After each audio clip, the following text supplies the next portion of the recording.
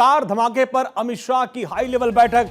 दिल्ली में अमित शाह ने उच्च स्तरीय बैठक की और इस पूरे ब्लास्ट की समीक्षा की। ब्लास्ट में शामिल हर व्यक्ति को सजा मिलेगी। साफ साफ उन्होंने कहा कि इसमें कोई भी दोषी होगा उसको बख्शा नहीं जाएगा। इसमें IB chief, Delhi police commissioner, इसके अलावा एनआईए चीफ, तमाम बड़े अधिकारी वहां पर मौजूद। उनके साथ ही लंबी बैठक चली।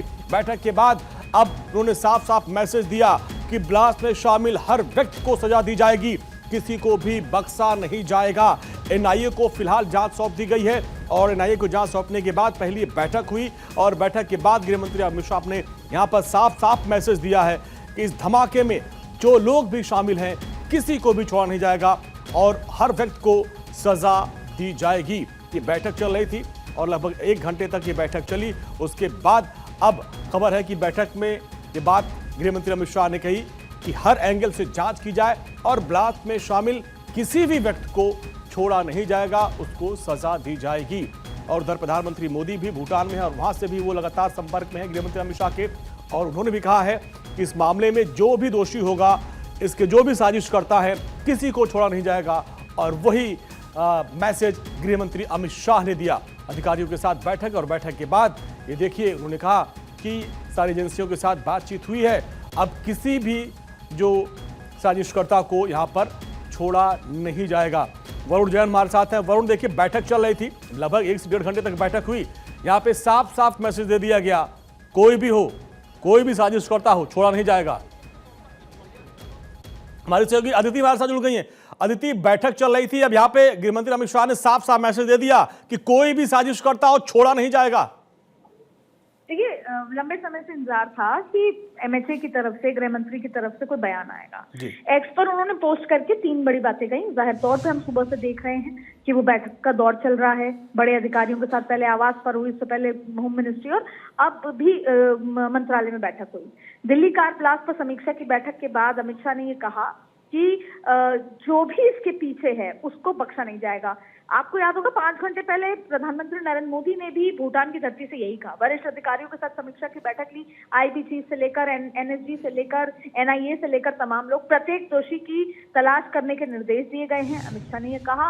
और इसकी पूरी जांच के साथ साथ किसी को छोड़ा नहीं जाएगा। ब्लास्ट में शामिल प्रत्येक व्यक्ति को कड़ी सजा मिलेगी। तो ये बयान की तरफ आया।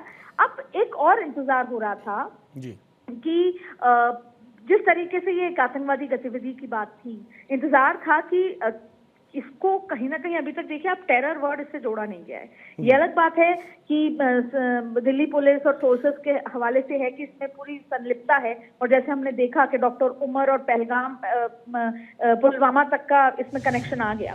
लेकिन अभी तक आधिकारिक रूप से किसी ने ये नहीं कहा कि टेरर अटैक। इसको बार बार दिल्ली कार ब्लास्ट बोला जा रहा है। अक्सर ऐसा होता है कि हम इसको इमीडिएटली आतंकवादी हमला बोलते हैं, क्योंकि आपने देखा कि जो डॉक्टर को पकड़ा गया है, महिला जो है, जो पूरी जो टीम है, उन सभी लोगों को जो पकड़ा गया है उसको आतंकवादी तरीके से देखा जा रहा है। उनके डॉक्टर उमर के घर वालों को खड़ा हिरासत में ले लिया है, पूछताछ हो रही है। लेकिन फिलहाल ये स्टैंड क्लियर है। अब देखिए, इससे 2 चीजें हैं। कल सीसीएस की बैठक होगी सिक्योरिटी की, दूसरा कैबिनेट की उसके बाद बैठक होगी, प्रधानमंत्री आएंगे, तो कल एक फैसला लिया जाएगा। ये तो तय है कि रिटेलिएशन होगा, पर इसके रिटेलिएशन के भी 2 लेयर हैं। पहली लेयर ये है कि इसके पीछे कौन है। डॉक्टर उमर तो खुद अगर उसमें थे मौजूद, जो बताया जा रहा है, और वो मर गए, लेकिन डॉक्टर उमर के पीछे किसका बड़ा हाथ है उस तक जाने की सबसे पहले अमित शाह ने निर्देश दिए हैं कि जो उमर ये प्लान कर रहा था या उसके साथ 3 डॉक्टर थे, और भी एक बड़ा नेक्सस है डॉक्टर्स का जो इसके साथ है, पहले उसको पकड़ा जाए, इस पूरे नेक्सस को तोड़ा जाए, और नेक्सस को तोड़ने के साथ साथ इसको बस्ट किया जाए। तो ये, क्योंकि आपको याद होगा कि जब पुलवामा हमला हुआ था, पहलगाम हमला, तो सरकार की जो सबसे बड़ी ऑपरेशन महादेव हुआ था, उसमें यही कहा गया था कि जिन आतंकवादियों ने उस हाथों से बंदूक चलाकर मारा है उनको सजा देनी है, इसलिए उन तीनों को, चारों को मारा गया था बाकायदा। और ये तो अभी भी ये है कि डॉक्टर उमर के पीछे जो बड़ा हाथ है उसको पकड़ा जाए, मारा जाए। तो अभी सबसे जो बड़ी चुनौती वाली बात जो बैठक में बार बार हुई है वो यही है कि सडनली जितने भी स्लीपर सेल हैं जो एक्टिव थे, जो एनक्रिप्टेड जो मैसेज थे या जो उनके मेंबर्स थे, उनको कैसे दबिश की जाए। तो बहुत ही बड़े स्तर पर ये तलाश जारी है, चाहे बैंगलोर, हैदराबाद, उत्तर प्रदेश, राजस्थान, पंजाब, गुजरात, सभी जगह ये दबिश जारी है कि किस तरीके से उस नेक्सस को ब्रेक किया जाए। आपको मैं एक और बिहाइंड जो हमने लगातार आपने सुना होगा पिछले पहलगाम हमले के बाद जी कि अननोन शूटर्स से पाकिस्तान में जो ये टेरर ग्रुप है या उनके सरगना है उनको मारा जा रहा है। आपने बीच बीच में सुना होगा कि अननोन शूटर ने शूट करके मार दिया। तो दो तरीके के ऑपरेशन है। एक है कि हमने पहलगाम हमले पे सबसे पहले तो हमने जवाबी कार्रवाई की, any act of terror will be considered act of war. तो हमने किस तरीके से आपने देखा कि ऑपरेशन सिंदूर हुआ, लेकिन उसके अलावा हमने उन तीनों चारों को आतंकवादियों को भी मारा जिन्होंने हिमाकत की थी धर्म पूछकर मारने की। लेकिन अब साथ में यहाँ पर आप देखिए दो चीज़ें हैं। अभी तक किसी ने एक्सेप्ट ये नहीं किया है कि कौन इसके पीछे था। तो पहले तो इसको बस्ट करना है कि इसके पीछे वो पूरा नेक्सस कौन है। तो जो भारत में रह रहे स्लीपर सेल्स हैं उस नेक्सस को बस्ट करना है। दूसरी बड़ी बात है कि धीरे धीरे जो एजेंसीज थी वो एक अननोन शूटर के लिहाज से खात्मा हो रहा था आतंकवाद का। तो ये रिटेलिएशन आना ही था, इसकी इंटेलिजेंस वो भी थी। अब देखिए सवाल क्या खड़े होते हैं। सवाल ये है कि क्या ये आनन फानन में हुआ, क्या कुछ बड़ा था? क्योंकि अक्सर जैसे 3-4 चीज़ें हैं जो हम कल से बात कर रहे हैं कि अगर RDX होता तो गड्ढा होता, बड़ा धमाका होता, काले हो जाते। और अक्सर ऐसे ब्लास्ट में आपको छर्रे कील दिखती हैं और आप देखते हैं कि बर्बरता होता है। बर्बरता कल भयानक हुई है, बॉडी पार्ट्स चिथड़े हो गए, लेकिन फिर भी जब भी कुछ ये आतंकवादी हमला होता है बहुत सारी और चीज़ें इन्वॉल्वमेंट होती है जो नहीं दिखी।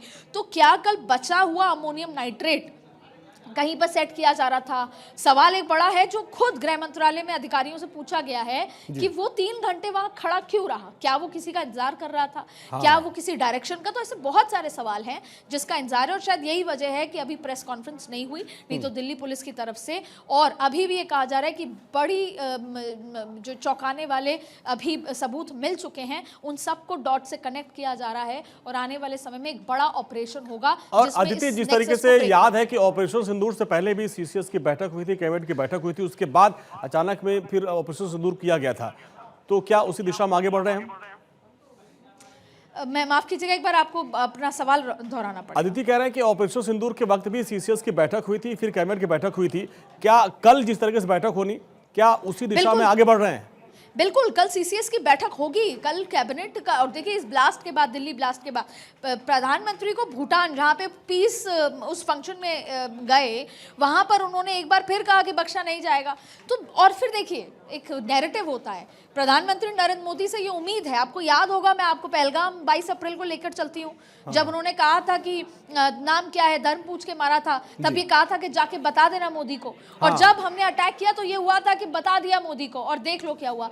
अभी भी 140 करोड़ लोगों को ये पता है कि नरेंद्र मोदी इसको एक्सेप्ट नहीं करेंगे। अब देखिए जो एनालिसिस्ट हैं, तरीका है, क्योंकि इसको बार बार टेरर नहीं बोला जा रहा, दिल्ली ब्लास्ट बोला जा रहा है। इसके पीछे एक जो बहुत लंबे समय से एग्जिस्टिंग जो स्लीपर सेल का नेटवर्क है वो चल रहा है। ये बात तय है, जो इंडिकेशन आ रहा है कि कुछ बहुत ज़्यादा बड़ा घात या बड़ा हमला होना था, लेकिन जब वो बस्ट हुआ तो ये आनंद फानन में हुआ। अदिति, नीलेश और वरुण आप लोग बने रहिए। वरुण आपके पास भी आएंगे, नीलेश आपके पास आएंगे, और डॉक्टर शाहीन के जैसे मोहम्मद के जो महिला विंग है उससे जुड़े कनेक्शन की भी बात करेंगे।